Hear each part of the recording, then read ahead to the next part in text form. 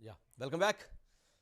Telugu Desam party యువనేత యువగళం పాదయాత్రతో రేపు 27వ తారీఖు ప్రారంభం కాబోతుంది. ఈ సందర్భంగా నిర్వహిస్తున్నటువంటి ఒక ప్రత్యేక డిబేట్ కార్యక్రమంలో ఇప్పుడు తెలుగుదేశం పార్టీ యువ కెరటాలు ఎవరైతే యువ నేత లోకేష్తో కలిసి ట్రావెల్ చేస్తున్నటువంటి యువ కెరటాలు ప్రణవ్ గోపాల్, టీఎన్ఎస్ఎఫ్ రాష్ట్ర అధ్యక్షులు. ప్రణవ్ గోపాల్ నమస్కారం. అట్లాగే గాయత్రి గారు, తెలుగుదేశం పార్టీ అధికార ప్రతినిధి. గాయత్రి గారు నమస్కారం. నమస్కారం. నమస్కారం. నమస్కారం. గుడ్ ఈవినింగ్ అండి. అట్లాగే ఆదిరెడ్డి వాసు గారు, తెలుగుదేశం పార్టీ సీనియర్ నేత ఇన్ఛార్జి. ఆదిరెడ్డి వాసు గారు నమస్కారం. అట్లాగే కిమిడి నాగార్జున గారు, టీడీపీ విజయనగరం జిల్లా అధ్యక్షులు. కిమిడి నాగార్జున గారు కుమారులు. నాగార్జున గారు నమస్కారం. జయకృష్ణ గారు, పాలకొండ టీడీపీ ఇన్ఛార్జి. నమస్కారం అండి జయకృష్ణ గారు. రైట్, ముందుగా ప్రణవ్ గోపాల్, టీఎన్ఎస్ఎఫ్ రాష్ట్ర అధ్యక్షులు. ఏంటి దాదాపు ప్రణవ్ చూడబోతే ఒక కీలకమైనటువంటి ఘట్టం. ఇప్పటి వరకు ఉన్నటువంటి రాష్ట్ర రాజకీయాలు వేరు, తెలుగుదేశం పార్టీ రాజకీయం వేరు. రేపు 27 తర్వాత జరగబోతున్నటువంటి యువగళం పాదయాత్రతో రాష్ట్ర రాజకీయాలే కాదు, తెలుగుదేశం పార్టీ రాజకీయ సమీకరణాల ఆలోచనలు కూడా మారబోతున్నాయి. అంటే యువ రక్తం ఇప్పటి వరకు 40 సంవత్సరాలుగా నడిచినటువంటి ఒక అంశానికి ఇప్పుడు కొంత మార్పులు జరగబోతున్నాయి. ఎలా ఉండబోతుంది యువగళం లక్ష్యం ఏంటి? ఎలాంటి ఆలోచనలు మీరు ప్రజల్లోకి తీసుకెళ్లబోతున్నారు రేపు పాదయాత్ర ద్వారా?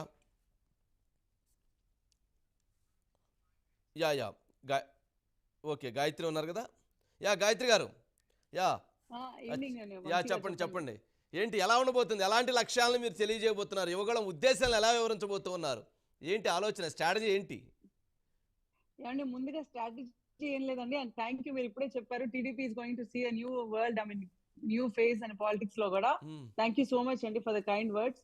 అంటే ఇప్పుడు మా స్ట్రాటజీ గానీ మా ఆబ్జెక్టివ్ గానీ ఒకటేనండి. ఒకప్పుడు జరిగిన బూటకపు యాత్రలు ఎప్పుడైతే జగన్ గారు గానీ అలా పబ్లిక్ లోకి వెళ్ళి ఓదార్పు యాత్ర పేరుతో గానీ పాదయాత్ర పేరుతో గానీ పబ్లిక్ లోకి వెళ్ళి వాళ్ళకి ఎలా అయితే ఫాల్స్ ప్రామిసెస్ చేసి ఈ రోజు యువత అంతా ఎలా చీటెడ్ గా ఫీల్ అవుతున్నారు, వాళ్ళు ఫేస్ చేస్తున్న ప్రైమరీ ఇష్యూస్ ఏంటి, సో వాళ్ళు ఇప్పుడు బయటకు వచ్చి మాట్లాడటానికి భయపడుతున్నారు. ఏది మాట్లాడితే ఇంట్లో ఏది కట్ చేస్తారో, ఏ రేషన్ కట్ చేస్తారో, ఇంట్లో ఏ ఇబ్బంది తీసుకొస్తారో అని చెప్పి భయపడుతున్న ప్రతి యువత వాళ్ళకున్న ఇబ్బందులు ఏంటి, వాళ్ళని ఎలా మోసపోయారు, జాబ్ నోటిఫికేషన్స్ లేక, అయితే జాబ్ క్యాలెండర్ అనే పేరుతో అంత ఒక 30 జాబ్స్ రిలీజ్ చేయడం కానీ ఇట్లా యువత మోసపోవటం, ఎన్నిటిని అడ్రస్ చేయడానికి ఆ యువతని బయటకు తీసుకొచ్చి వాళ్ళందరూ మాట్లాడాలి. ప్రతి ఒక్కళ్ళు they should feel that like ఇప్పుడు మన ఇంట్లో కూర్చొని యువత రాజకీయాలు మారాలి, మన అంటే ఫ్యూచర్ మారాలి, మన భవిష్యత్తు మారాలి అంటే కుదరదు కదా. వాళ్ళ సైడ్ నుంచి కూడా వాళ్ళు వాయిస్ అవుట్ చేయాలి, వాళ్ళకి కావాల్సింది ఏంటో చెప్పగలగాలి.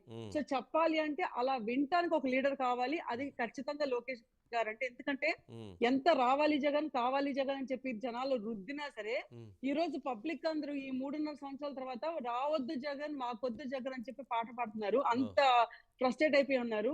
సో ఆ రోజు యూత్ లీడర్ అని చెప్పుకొని తిరిగిన ఆయన ఈ రోజు ఇంట్లో కూర్చొని అంటే లైక్ జస్ట్ తాడేపల్లి ప్యాలెస్ కి పరిమితం అయిపోయారు.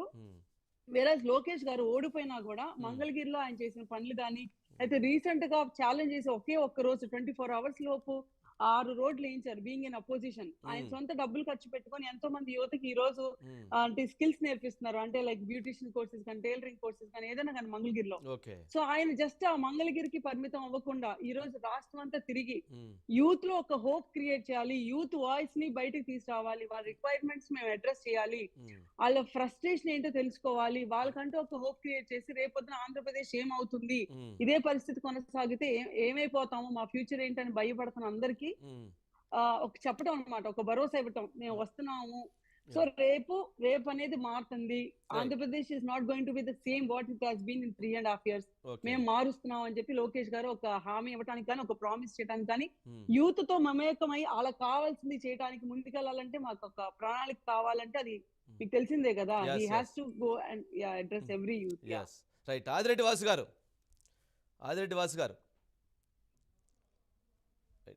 ఉన్నారా? చెప్పండి.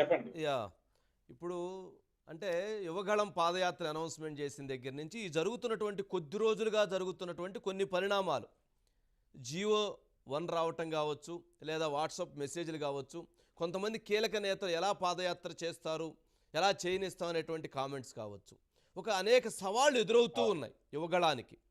మరి ఇటువంటి సవాళ్లు ఎదురవుతున్నటువంటి సమయంలో ఎలా మీరు పాదయాత్రని రాష్ట్ర వ్యాప్తంగా 400 రోజుల పాటు 4000 కిలోమీటర్లు, is not small, is big, ఇంతవరకు దాదాపు రాష్ట్రం ఎవరు చేయాల.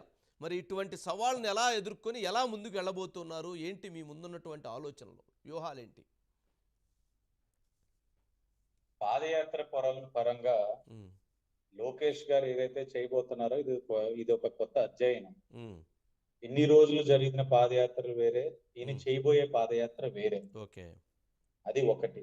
ఉమ్, రెండవది ఏంటంటే, ఉమ్, మొన్ననే ముఖ్యమంత్రి రాజమహేంద్రవరంకి వచ్చాడు ఆయన. ఉమ్, వచ్చినప్పుడు కూడా 90% ఆయన ఎన్నికల ముందు ఇచ్చిన హామీలన్నీ కూడా నెరవేర్చేసామని చెప్తా ఉన్నారు. ఉమ్, ప్రజలు చాలా సంతృప్తిగా ఉన్నారు ఆయన ప్రభుత్వం పైన అని కూడా చెప్తా ఉన్నారు. ఉమ్, మరి ప్రజలు ఆయన పక్కన ఉన్నప్పుడు, ప్రజలు సంతృప్తిగా ఉన్నప్పుడు ఉమ్, ఎందుకు లోకేష్ గారు పాదయాత్ర చూసి భయపడతా ఉన్నారు? ఉమ్, చంద్రబాబు నాయుడు గారు పెట్టే సభలకు ఎందుకు భయపడతా ఉన్నారు? ఉమ్, కేవలం ప్రజల్లోనే తీవ్రమైన వ్యతిరేకత ఉంది కాబట్టి ఉమ్, వారి యొక్క శాసనసభ్యులు గాని లేకపోతే ప్రజాప్రతినిధులు గాని గడప గడపకి కార్యక్రమానికి ప్రజల దగ్గరికి వెళ్తా ఉంటే ఉమ్, వాళ్ళు అడుగుతున్న ప్రశ్నలకి వీళ్ళ దగ్గర సమాధానం లేక వాళ్ళు వ్యక్తం చేస్తున్న నిరసనల్ని ఏ విధంగా ఎదుర్కోవాలో తెలియక ఉమ్, వెనుదిరుగుతున్న ఇవన్నీ కూడా ముఖ్యమంత్రి దగ్గర ఉన్నాయి.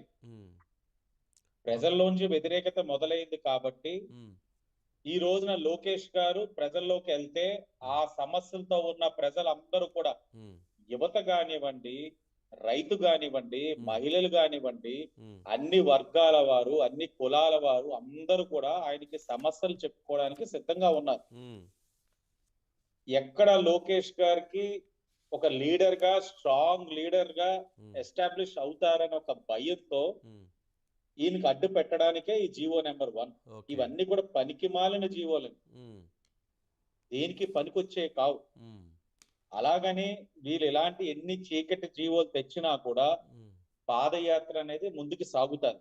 ఓకే. అంటే ప్రజలు ఈ రోజున లోకేష్ ఎన్ని గారు అడ్డంకులు ఎప్పుడు వచ్చినా వస్తారు? కానీ ముందుకు వెళ్ళిపోతా ఉంటారు.